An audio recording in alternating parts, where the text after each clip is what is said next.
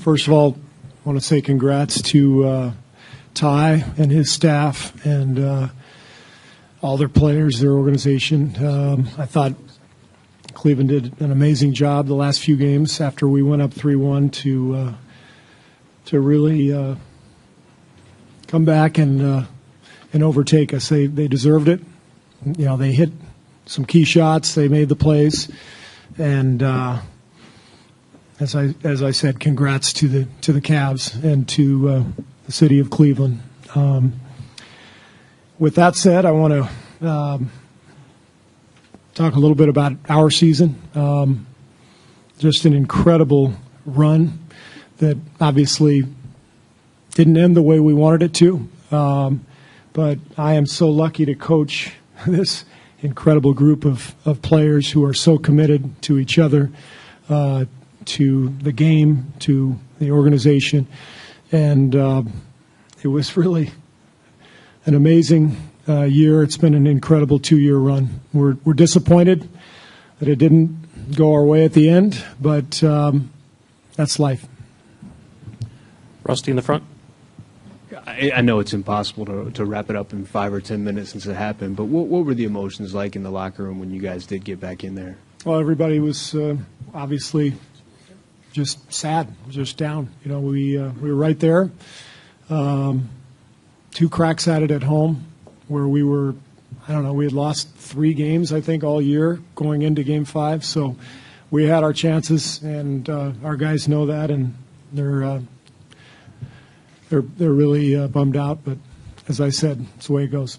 You mentioned several times that with your 6 championships, there's always been indelible moments from the celebrations. What will you remember post-game after this series? From our locker room? Yeah. You know, we've had so many moments of joy together, and it's like, wow, we're actually having a moment of sorrow as a team, and it's a great reminder that first of all, it's not easy to win a championship, but as I said, it's life. Things happen, you move on. Tim, next row back. Tim Calcone, Mercury News. 13 points in the fourth quarter. What happened to bog you down offensively in the biggest quarter, obviously, of the season? Well, you know, they scored 18, so it's Game 7 of the NBA Finals, and you know, everybody is flying around defensively. I thought both teams played exceptional defense in the fourth quarter. Shots were hard to come by. The few that we did have that were open, we weren't able to knock down. But this is kind of how it goes in Game 7. It's not going to be a 36-31 quarter. It's going to be, you know, hand-to-hand combat out there. And really, it was you know, a couple key plays. Kyrie hit an incredible shot, really well contested. And then, you know, LeBron had the 2 plays back-to-back where he got fouled on the 3 and then made a 3, and that kind of swung things in their favor. You know, you put Ezeli back in there. I think you're up 4.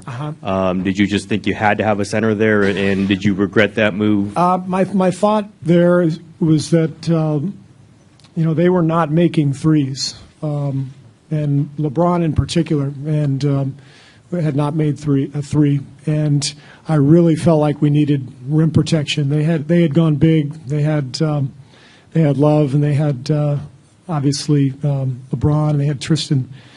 And I felt like we needed to have rim protection, and Fezzi obviously gives us our best option there. And LeBron made a great play and a couple great plays, and that helped turn things. Chris, next row back. Steve, you've seen a lot of great things from your team and as a player before. These last 3 games from LeBron, can you kind of put into words what you saw, how he performed at that level over the last 3 games? Well, he's such a force physically, so powerful, and I thought he brought more force to the last 3 games than he did the first 4, and but he's one of the great players of all time, and obviously was the key to the turnaround and had a great series. Right here, Scott in the front. Steve, Scott Hart Cooper from NBA.com. As much as you guys knew this was a possibility coming in, now that it has happened, is there still any sense of being stunned that it did happen? Yeah, we're stunned. We thought we were going to win.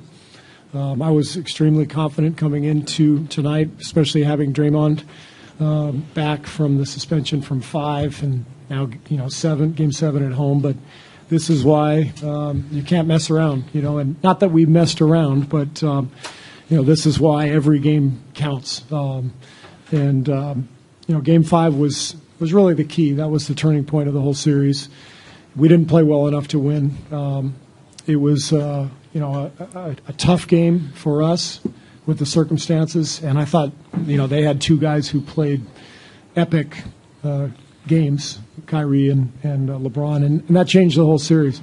But with that said, I thought we were going to take care of business tonight at home, and we just couldn't get it done. And there were some moments in the conference finals when you yourself said that the Warriors got outworked. There were some times where you were saying you guys did not play with great poise in the playoffs. Do you think you guys played your worst basketball at the end of the season? No. That's really it's tough to judge how you play and compare November to June. I mean, it's totally different. It's a physical game. You're playing great teams. To go back-to-back, Oklahoma City, Cleveland, two great teams. We survive one with coming back from 3-1, and we lose the next one up 3-1. It's playoff basketball. So I don't compare, how we played the last few games to what happened in November or December, because it's a completely different deal. Marcus in the back. Marcus Thompson, Barry News Group. Steve, can you talk about how Draymond, attempted to redeem himself? He was, out for Game 5, and he played the game of his life in Game 7.